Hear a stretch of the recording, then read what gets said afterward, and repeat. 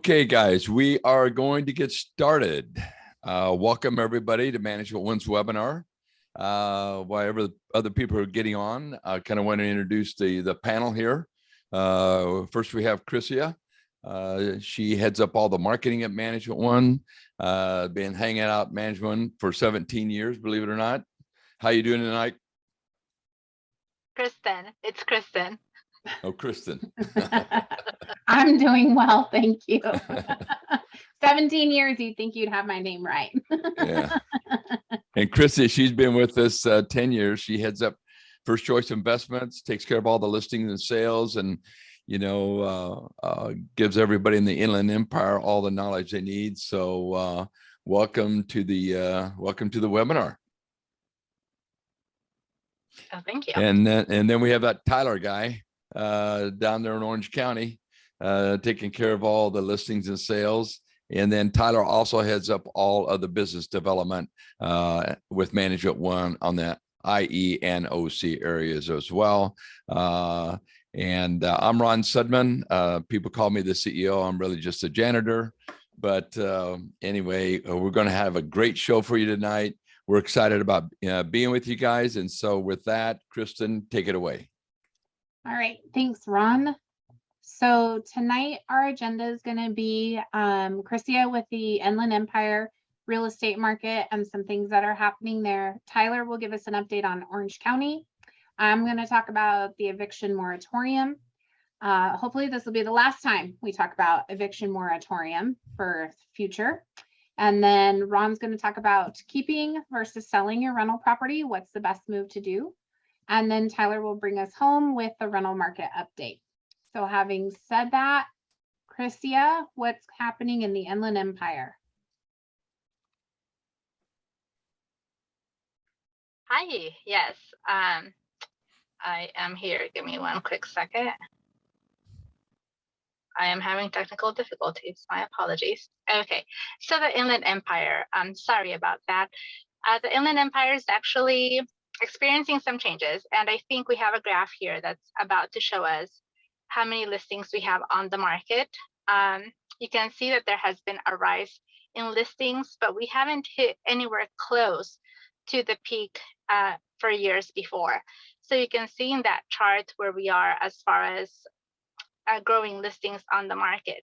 I think the biggest factor that is having properties sit on the market a little bit longer now is the demand has gone down, which is a direct impact from the interest rates having been raised, I think, as we all probably know. With that being said, as far as inventory goes, we still haven't even hit the 2019 levels, and we actually have a lot less inventory than we did 3 years ago. Again, what we're watching is the demand and the impact of interest rates on the sale of real estate.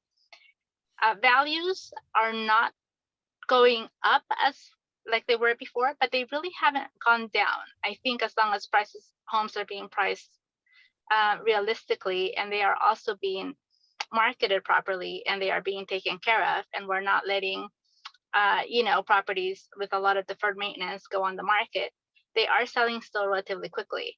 And we do have a lot of investors that are starting to reach out in the hopes that they will have opportunities to acquire property in the near future, which again is a good indicative of more activity to come on our end. Okay. Well, Chrissy, also let me piggyback on that. With the interest rate going up, it gives a lot of people an opportunity, does it not, for people to be able actually to buy a property where 3-4 weeks ago people were bidding 50,000 over market and you had 17 offers. So with the interest rate going up, that actually gives somebody that needs a property the opportunity to not only be able to buy it, so to speak, but also not have to pay another 50,000 in premium, correct? So, right. So what we were seeing 6 months ago is that people were overbidding $30,000, $40,000 because they could, and because we had more people that were able to afford larger mortgages. So right now what we are seeing is a much easier entry point. And we actually have had a lot of investors reach out because interest rates are not definite. They're not indefinite in duration, I should say. That's something that investors are able to Mhm. play with over time, where the ability of actually getting your offer accepted and not having to bid $30,000-$40,000 above asking is a huge opportunity for a lot of our clients. Yeah, no doubt, no doubt. Yeah, we saw that, 12, 15 years ago, people were paying even 8, 9%. They own those properties, and then they were able to refi them down in the 3s and 4s, which was amazing, in the last couple of years. So that's definitely where a lot of people are looking at it as, it's a negative. It's got a lot of positive to it to be able to buy in this market. And another thing I'd like to add, even on a couple of properties I looked at that were brand new in your Moreno Valley, Paris area, because of the rents escalation are so high, where let's say 2 years ago, the cash flow to rent ratio to price ratio was off. Now it's come back in sync, even though the properties have went up, but now the rents have went up a lot more than even the properties. And so now it starts to make sense to buy, where 2 years ago, it was too much negative cash flow, and we're not seeing that now. So that's huge. And let me tell you this, I had an investor call yesterday and say, once you see the inventory starts backing up a little, let me know. I'm ready to buy 2, 3 houses. I don't mind carrying a negative cash flow for the first couple of years, because we know how that's playing out in our market. So yeah. Not only that, ladies and gentlemen listening, is even if you have a little bit of negative cash flow in the first couple of years of investment, if you're in your earning years of your career, you almost want that, because you need the tax write-off. Now, if you're on the backside of that and you're starting to looking at retiring, not so much. But if you're in your earning years, to carry a little bit of negative, as long as you have the reserves set up, which we would require you to do, that will carry that property for some time, should something happen, then that's not a problem. And your CPA, if they're a real estate, what we call CPA that really loves real estate, they would let you know that as well. So awesome. Okay. All right, great. Thank you, Christia. So going to Orange County, we have Tyler. What's happening in Orange County? Yeah. So basically, just to go off of what Christia had said, so what we're seeing is that even though interest rates went up, prices aren't really going down. Personally, in my opinion, what we're seeing, and then I'll get to the graph here, is what was happening in this past really 12 months was that people were just overbidding, so it was driving prices up. So if my neighbor sold for X amount, I want 50 to 100,000 more, and people were getting it. Now the interest rates have came up a little bit. Now people that have wanted 100,000 more than their neighbor, well, now they're not necessarily getting that. So if you've heard on the news or looked on the internet, where you see prices decrease, it's not because the market's coming down, it's because people were overpricing the property from the get-go, and they were getting it 12 months ago, 6 months ago. But now, as long as you price your property correctly, you're still going to sell it within that 30 to 45 days. So this is from a source called Keeping Current Matters. And basically what they've forecasted from today up until 2026, so about 4 years from now, is that this year, of course, the appreciation of the properties, they're expecting about overall 9.3%, where in years past, these past 2 years was upwards of 30%, which was insane. But even over the next 4 years, you can see that prices are still appreciating, on average in the whole state of California, 4% next year, 3% in 2024, 3.5% almost in 25, and then 4% in 26. So, me and Christia, we get these questions a lot of, well, is a recession going to hit? Is the market going to go down? Our price is going to go down because interest rates are going up. Well, everything that we just said tonight and that we've seen happen, we don't foresee any of that taking place anytime soon, especially over the next coming years. Let me add to that as well is, the feds and stuff, they got to be very careful about raising interest rate, because if you raise interest rates when you're in an inflationary market like you're in now, it's even going to drive it higher. So it's a real slippery slope that they're on, and they're gonna, I think, gonna be very careful before they make any, major moves as far as with that inflation. So people just have to understand, the causes of the inflation, and you have monetary and you have non-monetary inflation, and things like the pandemic, yes, that adds to it. But a lot of other things that they've done has been self-inflicted. So, but we'll get into more of how that offsets with real estate as far as on the inflation in a little bit here. But these prices, Tyler, these are across the state of California. So if you take places like Sacramento, compared to Orange County or Inland Empire, you're going to be looking at a higher percentage of appreciation than you are in Sacramento. It's just because you have a lot more demand. The other thing that will keep this appreciation going is because, as we've talked in past webinars, you have supply and demand. And almost everybody you talk to that has been in this game, we are so short in supply, and that is what's going to help keep prices where they are and keep prices going up, as well as rents are going to continue to skyrocket. They kind of leveled off a little bit about a month ago, and now they're already starting that little bit of rise again as far as on the rent. So that's good, obviously, if you own rental property, because if you're buying, it's going to have a better rent ratio to price ratio because your rents are going to be higher. So, yeah. All right. Good stuff. Good stuff. Okay. Okay. Thank you, Tyler. Of course. So I don't think we have any questions right now. So that was another thing. If you're joining us, if you have any questions throughout the webinar tonight, just drop them in the chat, and one of us will pick them up for you and answer them throughout the evening. All right. So I am going to talk about the last eviction moratorium update. Everything we're seeing is that this is it. We're done. So as of June 30th, the moratorium ended. I attended a webinar at the first week of July, so it was official. It had officially happened and passed, and there was no stalls. So now what? Because we've been in this mode for 24 months, it's kind of shifting back to the way it was pre-COVID. So what does that look like?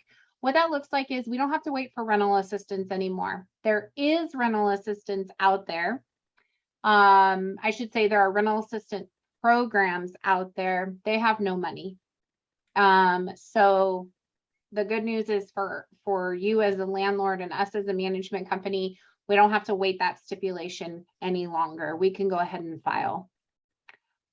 We can go back to simple pre-COVID forms. And if you have had to fill out a form, you know that it is a pain. Pre-COVID, you owe this month's rent. This is what it is. And you file the forms. During COVID, there were numerous forms that had to be filled out. And if you didn't fill out the right form, you're out of luck on being able to collect or file eviction or anything like that. So the good news is simple is back. And now they're responsible to pay their rent on time. We don't have to allow a splitting of rent, which we didn't allow pre-COVID. It's all or none. During COVID, we had to accept payment arrangements, but we don't have to do that anymore. Neither do you as a landlord. So we can go back to how management one operates, which is rent is due on the 1st, late on the 5th, we serve our proper notices, and we're able to file eviction around the 20th of the month. So it totally takes the guessing game out of it, and being able to expedite the process. And now we can recover past due rent. So I know I mentioned this before, but for those that are new here tonight, small claims was restricted by a dollar amount. That dollar amount is no longer there. So if you are owed $50,000 in past due rent, you can go ahead and go to small claims and attempt to recover that money. And so you don't have to incur the legal fees with the other court systems. And we encourage you to do this, if anything, at least to get the judgment so that it is on their credit that they owe you money. Because you still cannot give a negative rental history if it was during COVID. And lastly, what can we do? We can move forward.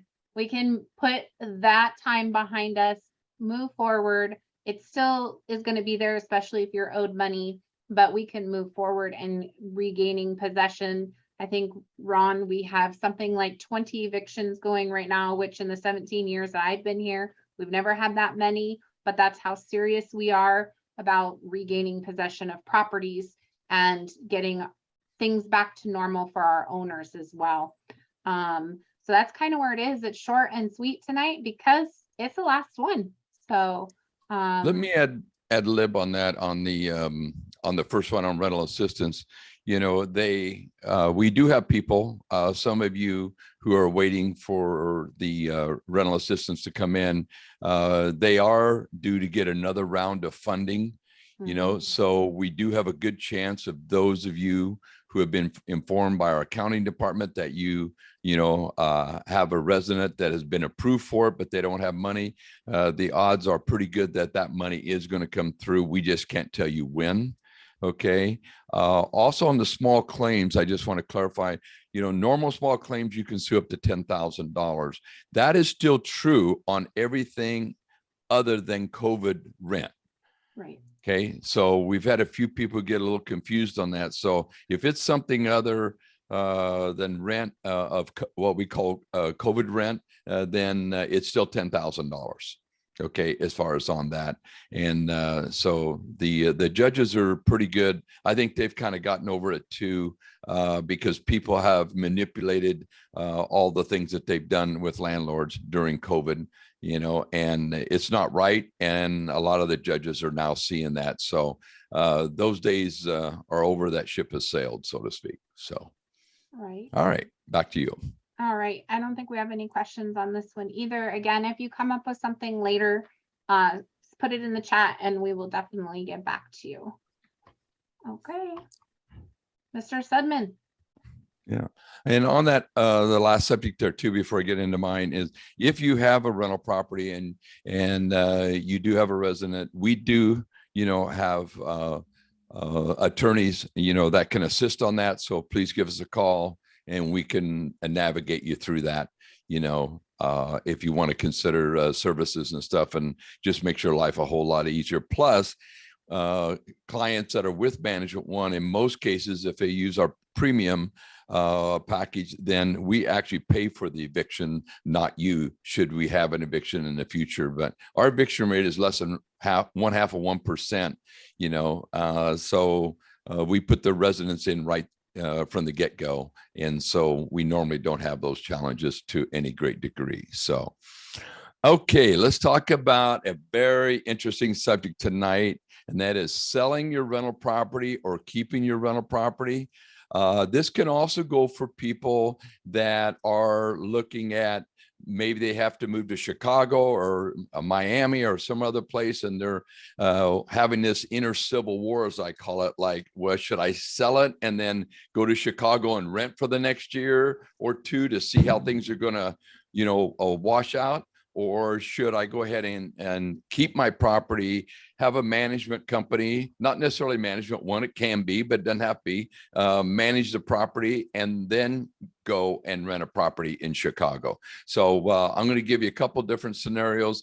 Pretty interesting, you know, when you look at it and really get into the weeds on something like this. So let's go to the next. And what we're going to do first here,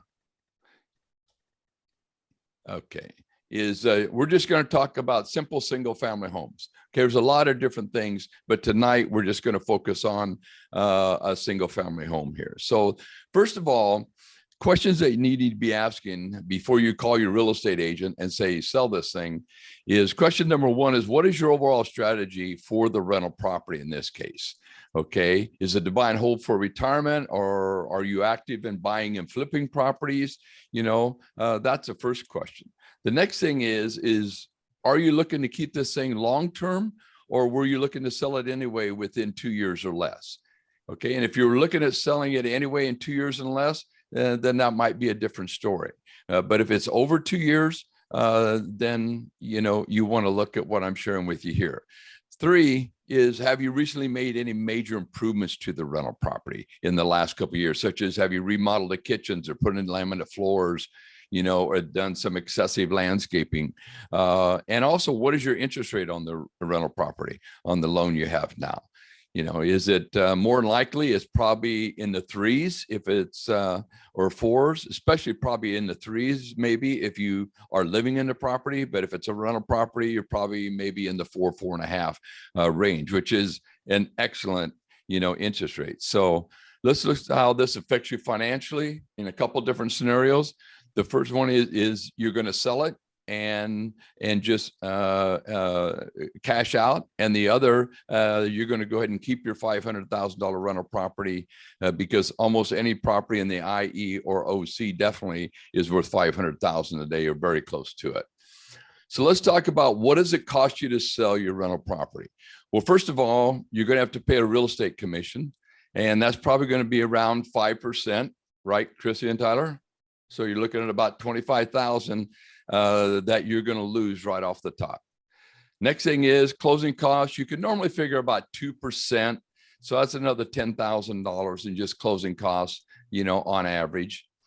Next thing is repair the cost to sell it. Okay. If you want top dollar, you're going to probably be looking at, freshly paint. You may have to be doing some, flooring, some landscaping. So 15,000 is definitely not out of the question. If you want top dollar and you want to sell it quick. Vacancy, you're going to have 2 to 3 months by the time you decide to sell it. You get it fixed up, you get it sold, and you get it through escrow. Okay, figuring 2 months minimum, and it could be 3 months, if the interest rate would rise a little bit more. Then you got to look at capital gains tax. This is something people overlook all the time. I can remember back there years ago, I had this real estate investor. He sold it, and he goes, I can't believe I still had to pay income taxes because I had a gain. I go, yeah, because you have to recapture, some of the write-off you had all those years. But that's when properties weren't appreciating like they are now. But in this case, if you have a capital gains, a net gain of 200, okay, 20% long-term capital gain, that's anything over 1 year that you held the property, then you're looking at $40,000 that you'd be looking at. This is only on a rental property. If you're selling your own residence, you would not have that, providing you meet some criteria, which you probably would. Okay, so you can start to see the cost add up. So you're looking at about $97,000 to sell that property that you're going to lose in wealth just by selling the property itself. So a lot of times people never put pencil to paper. Okay, if people still use pencils today, which most don't. Okay, but I'm going back to old school. Okay, show my age a little bit.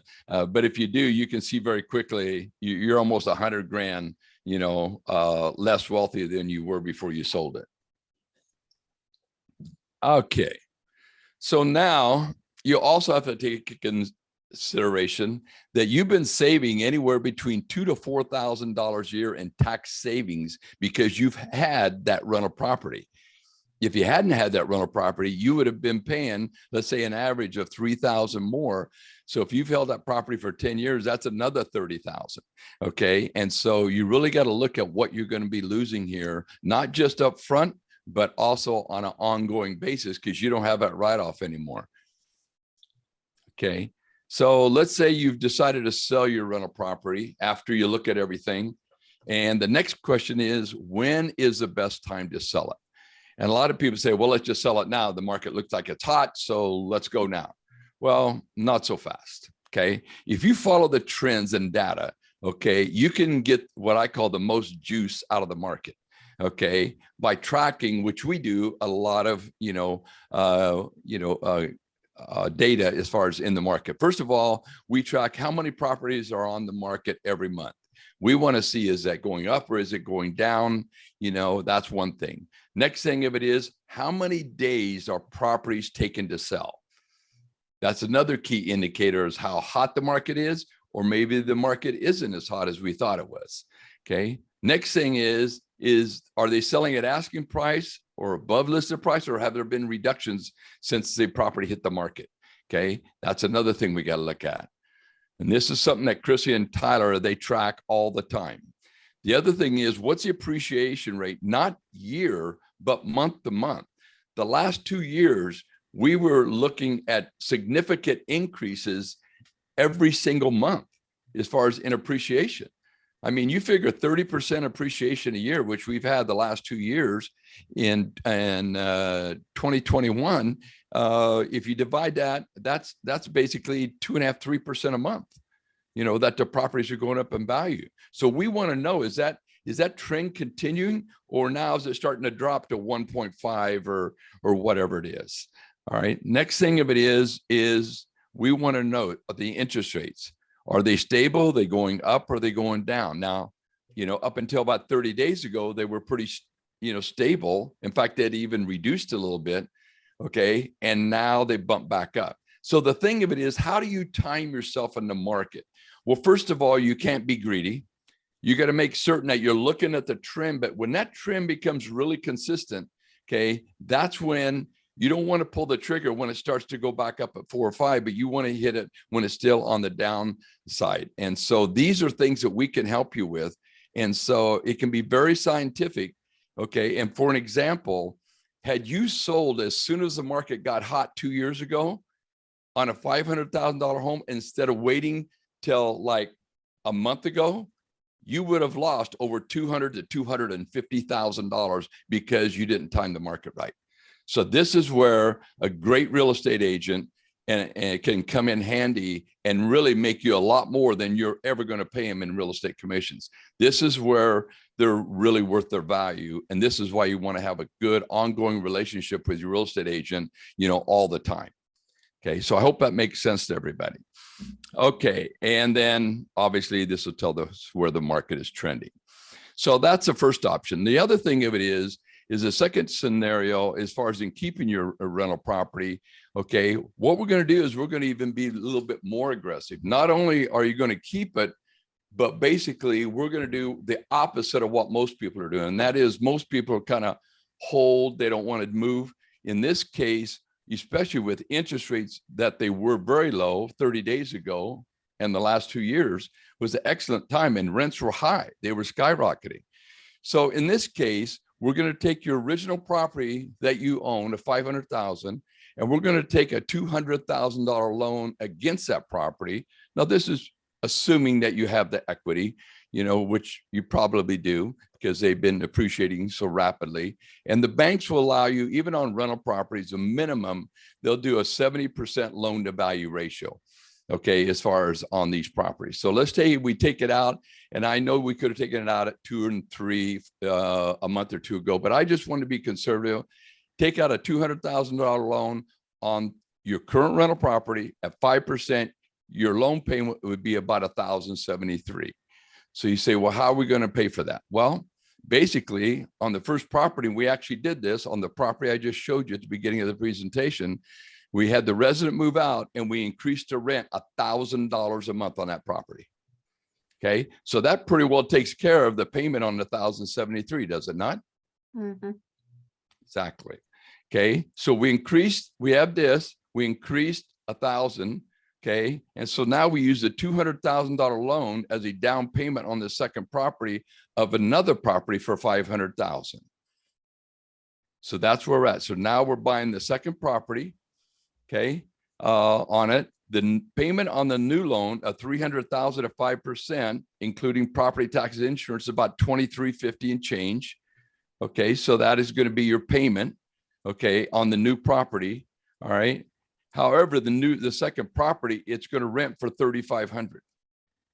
Okay, so on that, what you do by putting $175,000 down on the second property, you're going to have an outgo of a 23. So you actually end up in a positive cash flow situation here.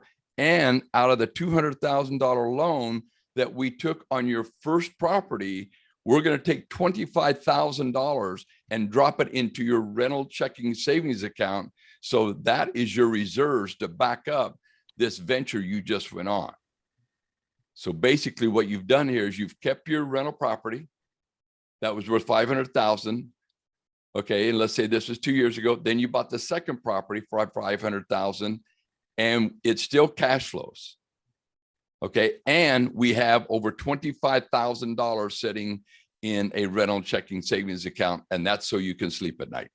Okay, so while you may not think you need it, we know that you need it. Okay, why? Because we've lived it. We've lived it for almost 40 years. So we know, the market isn't always going to be, totally perfect. So we want to make sure you're taken care of. So had you done this, instead of selling your property, you kept your current rental property, you bought the second. Had you done this 2 years ago, both of those $500,000 houses would now be worth almost $800,000, or a gain of $600,000 in wealth in basically 2.5 years. If you compare this, have you sold 2 years ago, it would have cost you $97,000 to sell. So not only would you not have made the 600, you would have lost another almost 100 here. So it's a $700,000 gain in your wealth by keeping your rental property and buying just one more, and having reserves of 25,000, and it cash flows. You have no negative cash flow. So you can start to see very quickly, ladies and gentlemen, sometimes you have to do the opposite of what everybody else is doing. Okay, just don't look at what the obvious is. Okay, or listen to CNN or Fox or whoever, and everybody's trying to tell you, that you should sell because prices are going up, and my neighbor sold their house in 24 hours. Well, not so fast, for all the reasons that I talked about earlier. You could have left a lot of money on the table. And here's the deal. If you were going to sell within 2 years anyway, because you're retiring, or maybe you got to put your kids through school and that's why you bought the rental property, totally, it's a good time to do it. But you still want to work on your timing, with your real estate broker or agent, because they, as you saw here, it could be a $200,000 swing by not working with a broker that knows what they're doing. And you need to be working with a broker, ladies and gentlemen, that actually are in real estate. They own real estate. They're in the rental market. They're in the investment market, not somebody's just listing houses for sale. And even if it's your sister-in-law, your brother-in-law, your uncle, if they're not in that market, they could be costing you a lot of money because you're not working with somebody that's in the know on these types of ventures. Now, also in saying this, people that are in commercial, industrial, you could have done the same thing. I'm just showing you the scenario here on a simple single family home. Now, this link here, and this is going to be sent to you, but if you want to do a screenshot while we're talking here, you can do that. You can go, this is NARPIM. This is a National Association of Realtors of Property Management here. And what they have on the site here is it allows you to go in and put in your numbers very easily, okay, interest rate, everything. And then all you do is when you go to the home page, because since you're not a member of NARPIM, you're not going to be able to get into a lot of these feeds up here. Go over here to community, click on community, and this is going to pop up. And you can see here on the person we put in here, if you rent out your property, you would have 192,000 more wealth in 5 years. Okay. And so it allows you to do it on it doesn't matter where you're at in the country. Okay. And this is by a very reputable company that works with this, with Buildium. They've helped supply this, and in the property management industries, very well respected company. So take that and you can go ahead and you can do it tonight if you want. Okay. Depends on what coast you're on. If you're on the East Coast, might be getting a little late.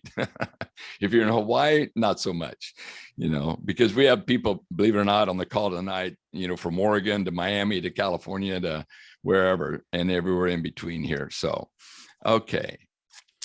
So in summary, we have to look at the inflation that we know is running out of control. Now, the news and the White House would have you believe that it's only 9.1%. But if you take the things that you buy every day, it's closer to 15, 20%. And I don't have to tell you that. Okay. What did groceries cost you a year ago? And what does it cost you today? Some people say it's doubled. Okay. We know gasoline has doubled, right? Now it's came down a few pennies, and good for whoever's making that happen. But let's not get overly excited. Okay, because there's a long ways to go with that. And this is what I call, it's a stealth tax, right? You don't even see it coming. And really what they need to do is they say, we're going to raise your income tax by 20%. If they did that, it's the same thing as what they've done with inflation. This is the same thing. So instead of your tax bracket being 30%, now you're in a 50% bracket. Instead of 50, you're in a 70. Okay, so that should just, make your blood boil when that happens. Now, one of your best hedges to keep your wealth in inflationary times, as I put here, is real estate and other hard assets. And let me say this, we are not financial planners, we are not real estate attorneys, and you should not take this advice we're giving you tonight and construe it as fact. You need to check out, with your own, financial planner, et cetera. But hard assets could be gold. That's another hard asset. But if you look at that, okay, real estate normally will, in almost every case in the last 40 years, that I've been in this industry, it's kept pace with inflation. The only time that real estate really dropped through the floor was 2008, which we know was self-inflicted by Congress 10 years earlier in two different administrations, allowing people to buy homes that they didn't have to qualify for. It was called stated income, or what I call lying income. Okay, because that's what people did. And then everybody jumped on the bandwagon, even the people that, weren't, less fortunate, people that were doing okay. Oh, instead of buying, 1-2 house, hey, I think I can buy a $2 million house. So they jumped on the bandwagon, and that's what created. But other than that, all we ever see in inflationary times is you might see a little bit of a dip of maybe 5-7%, may hold steady there for a year or two, and then it starts to take off again. But the good thing about real estate, you keep pace with inflation. What that means is you're not going to lose the purchasing of your wealth. So in these kind of times, step one is you want to preserve what you have. Step two, if you make the right investments, working with the right people, the right companies, then sometimes you can even make money in an inflationary market. Okay. But no doubt about it. People say, when's this going to end? Well, probably not anytime soon. Okay. And so we need to set ourselves up for this. This is why in your rents, that those of you who have properties with us, you see that we're increasing rents, $250 to $400 instead of raising it $100 a month on each lease renewal. Some places in the country are as high as $800. Okay. Because they're trying to get those rents up. So one thing is certain during inflationary times, okay, they still have to build more properties to take care of the demand. Because in 5 years from now, kids are 15, they're now 20. They need apartment to rent. And some of your kids need apartment to rent. Well, guess what? Because of all the restrictions they're putting on, okay, and now they're raising interest rates. So what does that do? Developers goes, well, I don't want to build now because I gotta pay more. And what has happened to building supplies? They're up like 39%. So now the cost to build a house costs 39% more than it did before. What's that going to do? It's going to force prices to go up. Okay. So prices and rents are going to continue to go up even during these inflationary times. Okay. And if you look back in the 1970s, you see what inflation has done as far as to people's wealth. Now, with all this said, I do believe that you should keep cash reserves on hand. Now, in the example that I just showed you, you also saw that we made certain that we put money in reserves for emergencies and other incidentals for that investor of $25,000. So what we do when we look at buying a property for you, okay, we just don't look at what it's going to cost to buy the property or what the down payment is, but we look at, okay, you're going to have to rehab the property. That's $10,000. You're going to have to go ahead and have so much in reserves. That's another $10,000 or $15,000 if it's on a smaller, less pricey property. But at the end of the day, that's got to be built in starting from the get-go. So you can take care of that rental property like you need to be taking care of it. And so if you take care of repairs and you do improvements to our property, you'll have residents stay in that property for not just years, but decades. But tell me not, panel, we have had people in our rental properties for as long as 29 years in the same house. Okay. And we have a lot of residents been with us 5, 10, 15 years. They don't stay in there by accident. That's a strategy, okay, that we've created And those owners put money in the property when they need to put it in, and they keep the properties looking good, and they do improvements even when the residents haven't even asked for improvements. Okay, so if you're going to sell the property that you're, like I say, that you're living in, and you're going to rent a property during these times, it will definitely erode your wealth. First of all, you're going to be $97,000 less wealthy right out of the gate. Okay, but what else happens? Let me share with you this. Okay, people who have kept their property in cash since 2000 have lost, I should say, significant wealth in the last 20 years. Let me show you how much. If you had 100,000 in cash in 2000, it's now only worth 62,000 in purchasing power. So you've lost 38% of your wealth by keeping it under the mattress, so to speak. Okay, this is why you have to go ahead and invest wisely. You don't overextend. You don't do more than you need to do, so to speak, but you definitely cannot just let it sit, because this is what happens, you know. And if you had $1 million, now it's only worth 620,000. Look at the amount of wealth you're losing, and your kids are losing, and you know, for to help them out. So if you don't do it for yourself, do it for your children, you know, and their children, so you can build on this. And at Management One here, we have all the tools for you. And whether you use Management One and Chrissy and Tyler, that's not what's important. What's important here is that you move on it. If you do, the good thing about our firm is you have everything. You know, we just did an interview with a gentleman a few days ago. He's been with us 5 years. And he said, you know, once I found out what you guys really do, it was pretty much a no-brainer. I just had to make certain that it worked for me financially. I could afford the loan. I could do this and that. He says, but you guys did everything. You found the property, you negotiated it. You did all the repairs with your contractors at fixed maintenance pricing. And then in turn, you got it rented for more than I thought it would even rent for. And it rented very quickly. And now you're managing it, and I don't have to worry about it. So, and if you need a CPA, or you need a real estate attorney, or you need a lender, we have all those resources for you as well, as including a financial planner as well, if indeed that's what you need. So, you know, I hope this makes sense to everybody tonight, but, you know, be careful of selling before you really take this to heart. And you will be getting a recording of this within 24 hours. So you can go back and watch the key elements of this again, as far as on your own or with your real estate agent or whoever you need to look at it with.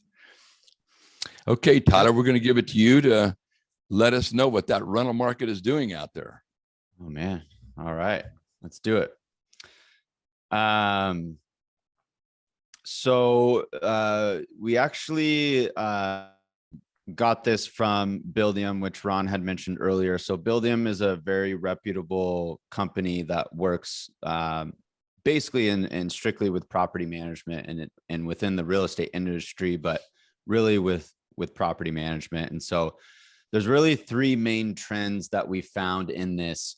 And it's specific. Again, we're focusing tonight on single family homes. And then this, what I'm about to share with everyone is more based in the suburban areas of towns, right? So the first thing is that they found the number of renters that are actually living in a single family property or a rental. It's been on the rise for quite some years now. And as of today, it stands at 37%. So again, we're talking about suburban areas. And it has not only been on the rise for the last year or two, it's actually been on the rise for more than that, but especially, of course, within the past couple of years. The second one is, as far as the demand for, again, single family rental properties or rental homes, it's really coming from us young people, Chrissia, Kristen, and I don't know about Ron, and middle-aged renters who, you know, right now, for whatever reason or whatever the case may be, they just can't afford to actually buy their own property yet. But of course, we all need a place to live. So when you don't have money for a down payment, what do? You go and rent, right? And then the last thing and third thing that they found is the renters, again, are specifically moving or moving into these rental properties or rental single family homes in the suburbs or suburban areas, not in the downtown areas. So, you know, Orange County or Inland Empire specifically, since we'll talk about those, there's no true, I would say, downtown area. I know there's downtown Riverside in Orange County. You know, you have downtown Laguna Beach or Newport Beach or whatever the case is, but it's not like an LA type thing. Orange County and Inland Empire, for the most part, it's pretty suburban, right? But even with that, that tells us that people that are looking at homes to rent, whether they're looking to live in San Diego, LA, into this Palm Springs area, they're really flocking more towards the Inland Empire, if they can afford it, Orange County, because it's that more suburban feel. So to kind of wrap it all in one, that's why we're super, super heavy on investing in single family homes. And single family homes, when we say that, it does not just mean a standalone property, 3-4 bedrooms, 2-4 baths. This could be a condo, this could be a townhome. So it's really that strategy, but that's just what, again, not even us, but it's a survey that Buildium did, which is a third-party source. Anyone can look them up. And that's really what they found. So that's why we're super, super heavy on, you know, helping you manage your rental property. And I'll say this, and I'll give it back to Ron or Kristen, whoever wants to wrap it up. We're not just a management company. We're not just a real estate company. We're a generational wealth building company.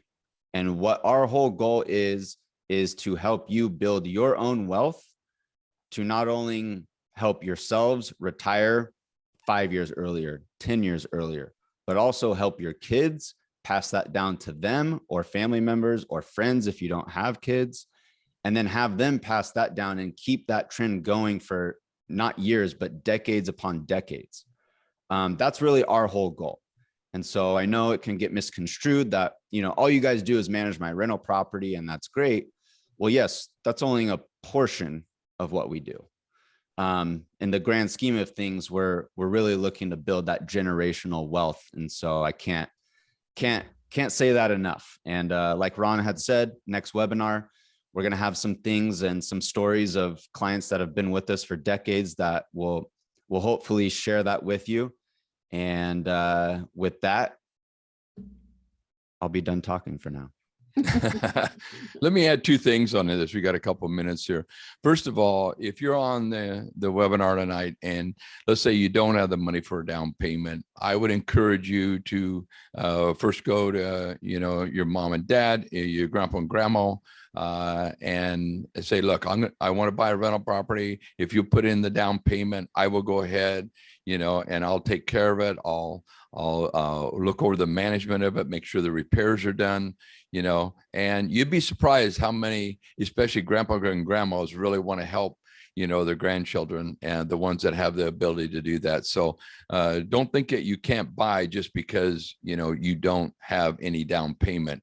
Likelihood is your credit is probably very good, you know, and so that's going to help on it as well.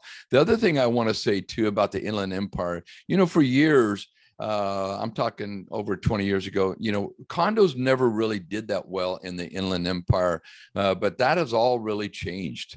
You know, we got some properties. I know we have one property on Las Colinas in Corona. Just amazing how much it's went up in value, how much the rent is. Close to 2,000 on a 1-bedroom, 1 or 1.5 bath. It's just, you know, probably 600-700 square feet. It's just amazing, you know, but that has really changed, you know, in the IE. So yeah, it's just all good. So the main thing of it is take it one step at a time. We're here for you if you need our help. So we appreciate all of your time this evening. Our next webinar is going to be September 21st. We're actually changing the time. We've got a lot of people that said, hey, at 6 o'clock at night, sometimes I'm on the freeway, kind of like Chrissy is tonight. You know, and so we're going to change it. It's going to be at 11 a.m. Pacific Standard Time. So if you happen to live on the East Coast or Central Time Zone, make sure you make a note of that.